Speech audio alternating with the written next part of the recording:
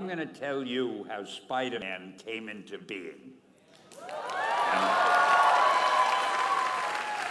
It's a true story, although sometimes it's hard even for me to believe it. But we had already done the Fantastic Four and I think maybe the X-Men, I can't remember the order, but my publisher came to me and he said, "Stan, I want you to come up with another superhero." So I said, okay, went home, and when my publisher said do something, I'd better do it because I wanted to keep my job. I thought, what can I come up with now? And the most important thing in a superhero at first is the superpower. Once you get that, everything else comes along. So I thought, what power will I give a new guy? And I saw a fly crawling on the wall. And I said, hey, if I could get a superhero that could stick to walls and crawl on them, man, that would be cool. And no, I'm lying to you. I don't think the word cool was in use then. I probably said it'll be groovy.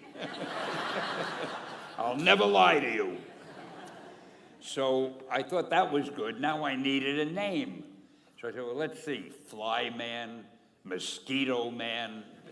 I got down to Spider-Man. Spider-Man. It just sounded dramatic. So, okay, I had my hero, I had his power, his name, and then I figured just for fun, I'm going to give him personal problems, because except for you people who that your lives are perfect, but most other people have personal problems. And then I thought I'd make him a teenager, because there were no teenage superheroes that I knew of at the time. So armed with all that wonderful material, those great ideas, I ran into my publisher's office and I told him.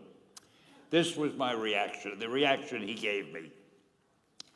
"Stan, that is the worst idea I have ever heard. First of all," and he started to give me his, because he's a very logical man, very intellectual. "First of all, people hate spiders, so you can't call a hero Spider-Man. You want him to be a teenager? Teenagers can only be sidekicks. And you want him to have personal problems? Stan, don't you know what a superhero is? They don't have personal problems." Well, I left the office disappointed, but obviously a much wiser man. And I couldn't get Spider-Man out of my system. So we were about to kill a magazine. I think it was called Amazing Fantasy. It wasn't selling well, and we were sending the last issue to press. When you do the last issue of a magazine, nobody cares what you put in it because the book is dying. Just to get it out of my system, I put Spider-Man in Amazing Fantasy, featured him on the cover, forgot about it. A month later, all the sales figures came in. My publisher came racing into my office. Stan, you remember that character we both loved so much, Spider-Man?" He said, "Let's do him as a series."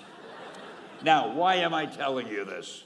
Besides the fact that I have to kill a little time.